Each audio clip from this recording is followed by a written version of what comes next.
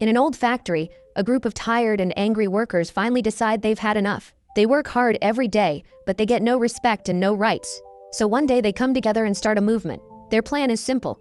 They want to talk to the boss and demand fair treatment. But before they can reach him, their path is blocked. A full battalion of security guards stands in front of them, holding shields and batons. For a few moments, both sides just stand there, silent and tense. Then suddenly, one worker loses control and throws a rock. That single action turns everything violent. A brutal fight breaks out between the workers and the guards. The chaos only stops when the boss speaks through a megaphone. He calls out two workers and asks them to come talk to him. But there's a problem. The leader of the movement, zindagi, is not chosen. The boss then orders everyone else to go back home. With no other choice, the workers slowly leave. That night, zindagi returns home. His wife is waiting, along with their young son, Sanka. The boy doesn't understand why his father keeps getting into dangerous fights. Zindagi calmly tells him that fighting injustice is everyone's responsibility. Before going to sleep, Sanka's mother asks him to close the windows because it's raining. Even though the boy is scared of thunder and lightning, he gathers his courage and does it. 3 days pass. The two workers who went to meet the boss never come back. No news, no message. Worried and angry, zindagi gathers the workers once again. They march together, hoping to learn the truth. But just like before, armed guards block their way. Another violent clash begins. This time, the danger doesn't come from the guards alone. In the middle of the chaos, one of Zangaji's own colleagues betrays him. He stabs Zindagi from behind, ending the life of the man who started it all. And just like that, the movement loses its leader. Not to the enemy, but to betrayal from within.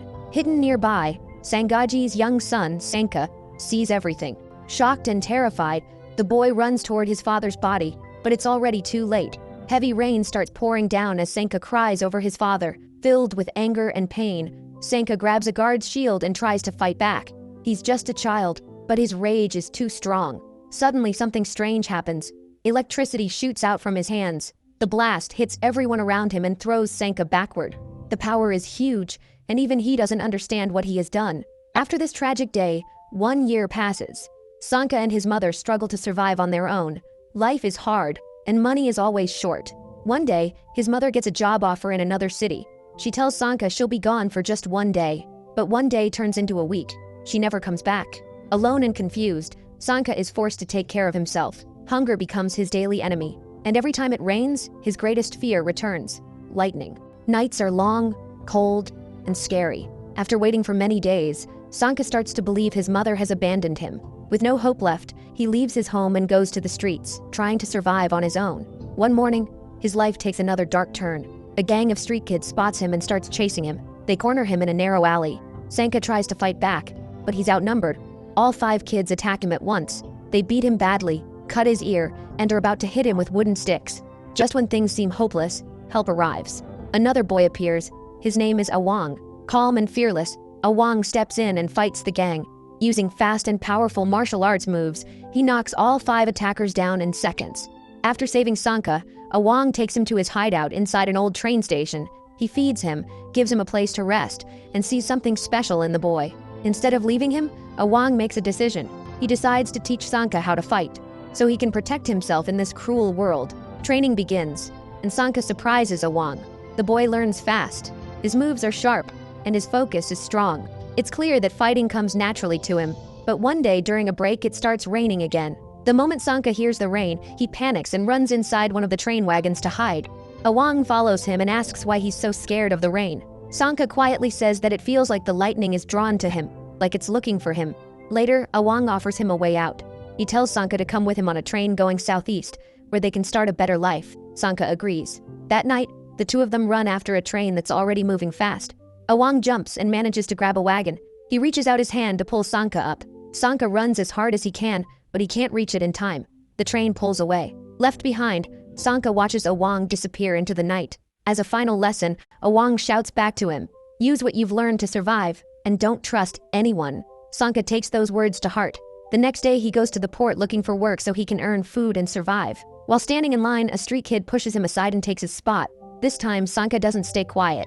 He fights back with a clean spinning kick. But the trouble isn't over. The boy calls his gang, and they all start chasing Sanka through the streets. Sanka runs for his life. Just when it looks like he'll be caught, a car stops beside him. A kind couple inside tells him to get in. They drive him away from danger and promise to take care of him. For a moment, It feels like his life is finally changing. But then Sanka remembers Awang's last words, "Don't trust anyone." Suddenly, the boy opens the door, jumps out of the moving car, and runs back into the streets. Once again, he chooses to survive on his own. Several years pass. Sanka is now an adult. He works as an electronics and security technician for a newspaper company. His city is full of crime, broken buildings, and violence. But Sanka keeps his distance. He doesn't step in. He doesn't fight back. He lives alone and stays quiet, choosing isolation over trouble. At the same time, others are trying to change the city. A new politician named Durga Uttama is elected. He wants to fight crime and clean up the streets. One night, he attends a dinner for lawmakers. There, he meets Painor, the man who secretly controls most of the city's crime. People say Painor's past is just as dark as Sengaji's. His father was murdered unfairly, and criminals burned down his home.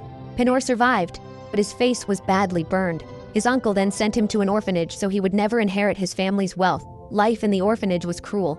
Painor and the other children were beaten and treated badly, but Painor was smart.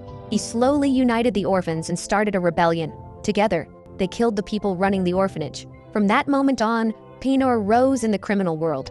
He built an empire, using orphans across the country as his loyal followers. Now powerful and feared, Painor shows up at the legislators' dinner to meet the new politician. But Durga looks him in the eye and rejects him. He says he knows who Painor really is. Unfortunately, this turns out to be a very bad idea. Later that night, while returning home with his family, Durga notices someone watching him in a corridor. Instead of walking away, he decides to investigate. Suddenly, a mysterious man appears. He uses fire magic and puts Durga to sleep. Minutes later, Durga wakes up in an abandoned building. He is gagged and tied to a chair. In front of him, his wife and children are tied to a rope. Then Painor appears. He tells Durga that because of his disrespectful behavior, he will make an example out of him. Durga begs him to spare his family, but instead of listening, the crime boss sets the rope on fire. The rope burns and breaks. Durga's family falls from the building. In total despair, Durga jumps after them, trying to save them. He also falls, dying along with his loved ones. Far away, Sanka wakes up in his bed after hearing noises from next door. Someone is trying to break into the apartment nearby. Once again, Sanka chooses not to get involved and gets ready for another normal day at work. At the end of the day, Sanka talks with a friend who wants to leave the city and escape all the violence. While they're talking, a man suddenly runs toward the newspaper gates begging for help. He says a gang of hooligans wants to lynch him. Sanka and his friend refuse to help at first. But then their colleague Awang opens the door and promises to take the man safely to the police station. Before leaving, Awang looks at Sanka and says something important. He tells him that this city will never change if people like him keep choosing not to care about others. Those words hit Sanka hard. The next morning, Sanka hears noise again. The vandals are back, trying to break into the same apartment.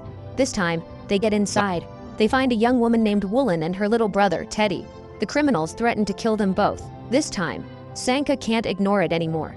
He steps in and attacks the men with punches and kicks. The criminals pull out knives and rush at him, but Sanka uses his martial arts training to block their attacks. He takes down one attacker and then faces the second one.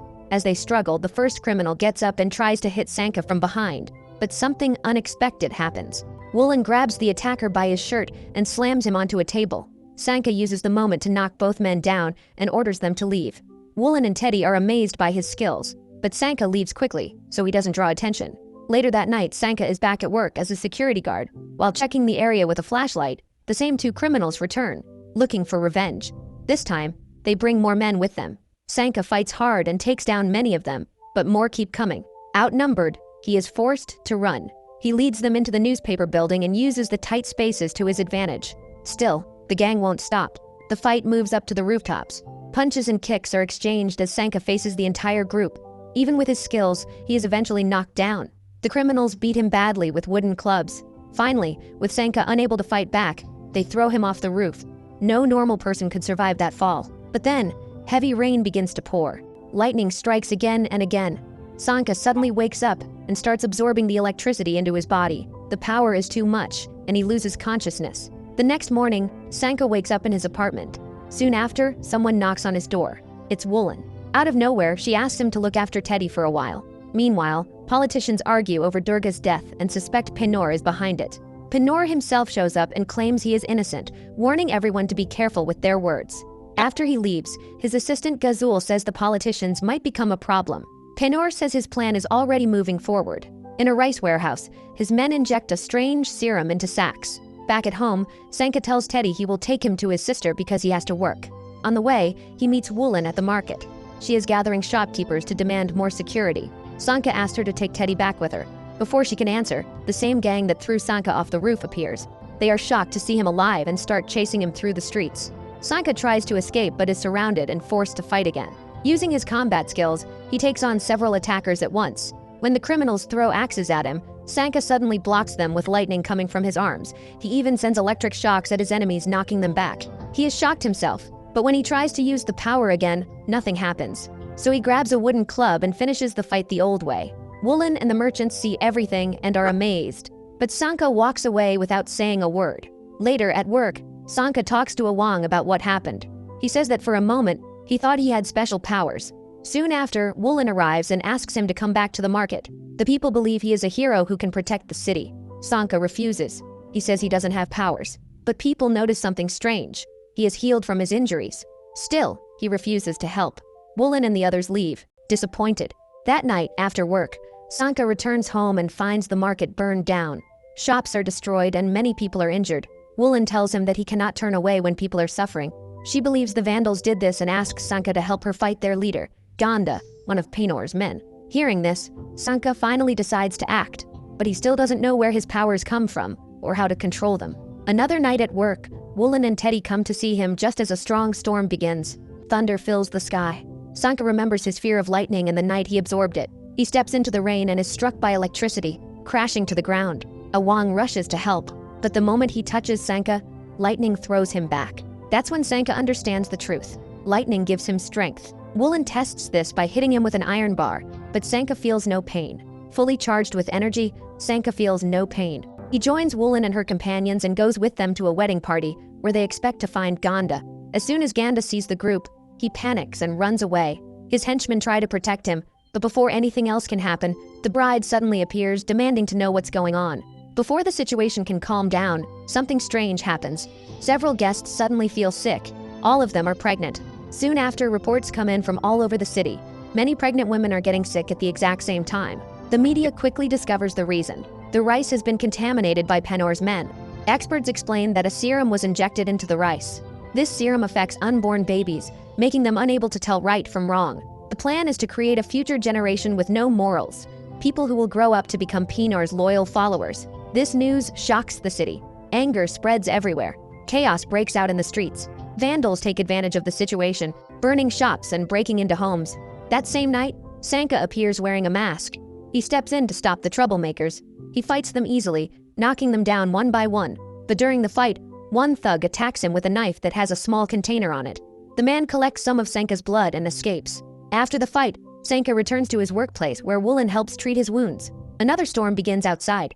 Sanka uses the rain and lightning to recharge his power. But when he sees what happens to Awang, he realizes something dangerous. When he's fully charged, he could hurt his friends by accident. So Sanka makes a choice. With the help of Woolen, Awang, and Teddy, he gathers materials from the newspaper building and builds a protective suit. He even adds metal antennas to his mask so he can absorb lightning more safely. Now fully prepared, the masked vigilante goes back into the streets to fight crime. His actions quickly make the news. Soon, the House of Peace takes notice. A secret group made up of politicians and journalists. One of them, Erwin, suggests they investigate the immoral serum and also find out who the masked hero really is. After another long night of fighting, Sanka wakes up on a sofa and sees Woolen making breakfast. Little by little, she seems to be growing closer to him. After finishing the food, she steps outside. But suddenly, a group of troublemakers approaches her. Sanka rushes to protect her, but the men say they didn't come to fight. They claim they were not the ones who burned down the market. Instead, they say it was Al-Salan, a famous violinist. They say they saw him at the market on the same night of the fire. Hearing this, Sanka goes to the theater where the violinist is performing that evening. After the show, the musician leaves through the back door, and that's when the masked hero confronts him. Sanka demands to know why he burned down the market.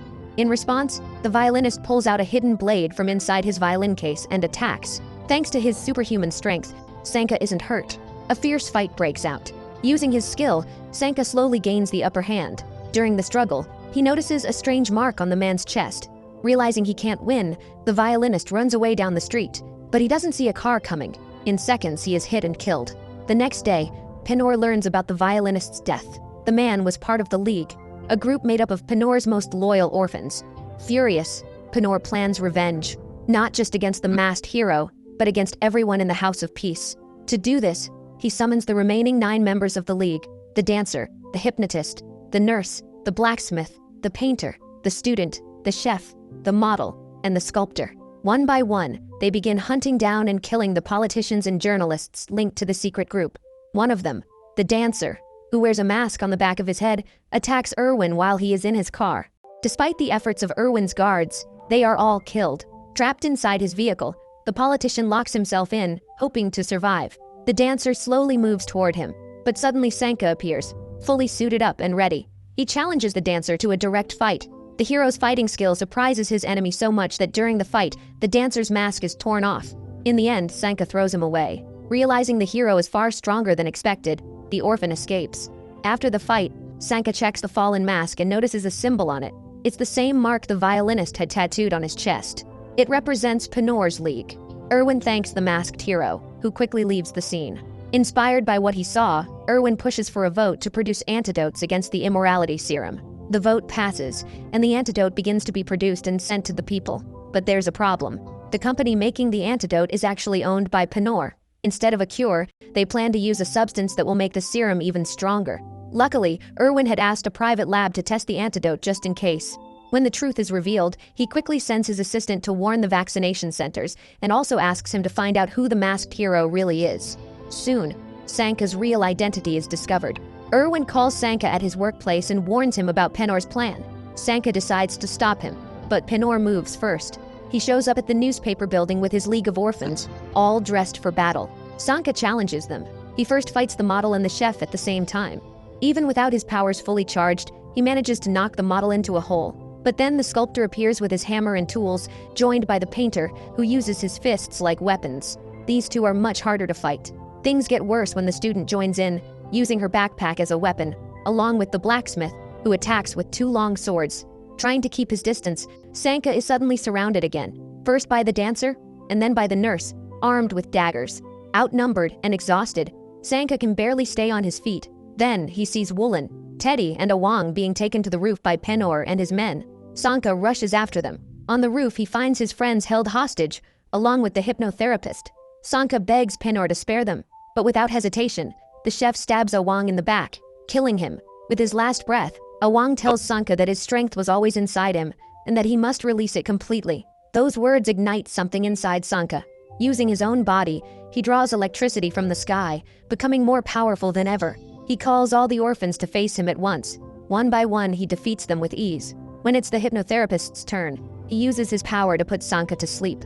In his dream, Sanka sees himself as a child again, sitting with his parents. They promise they'll never leave him, but Sanka realizes it's not real. He breaks free and wakes up just in time to block the blacksmith's attack. He grabs one of the swords and summons lightning. The blade shatters, and a wave of energy destroys both the blacksmith and the hypnotherapist. With almost all his allies defeated, Panor tries to stab Sanka from behind, but Erwin appears and shoots Panor. As he dies, Panor orders the painter to flee and says his plan with the serum will still succeed. Sanka says he will stop it. He jumps on his motorcycle and chases the car carrying the antidote. He manages to stop it, but the driver shoots him, knocking him off the bike. Just then, a mysterious heroine appears. Using her scarf, she flips the car on the highway. Sanka gets back up and releases a massive bolt of lightning, destroying the antidote, both in the car and at the vaccination center. The city is saved, but 3 women had already been injected. Their babies will be born according to Panor's plan. Far away, inside a museum, Ganda stands with Gazul. Gazul reveals a hidden plan. Behind a wall lies the body of Ki Willawalk, an ancient warrior. They break through the wall and find the body without its head, but Gazul has the missing head. Using Sanka's blood, taken earlier, they bring the warrior back to life. Ki Willawalk asks why he has been revived. Gazul says his old enemy has returned, the warrior of thunder. That legendary hero is none other than Sanka. This explains his power over lightning. Kai Willawalk orders Gazul to gather an army. A war from the past is about to begin again. Days later, Sanka stands on the rooftops, now wearing an upgraded suit made with Erwin's help. He promises to protect his city from crime, unaware that his greatest enemy is coming. Watching from afar is the mysterious heroine. Her real name is Shriyasi. She knows that very soon she will have to join forces with Sanka to face the powerful enemy ahead. So what did you think of this movie? Tell us in the comments below. And if you enjoyed the recap, like and subscribe for more. See you next time.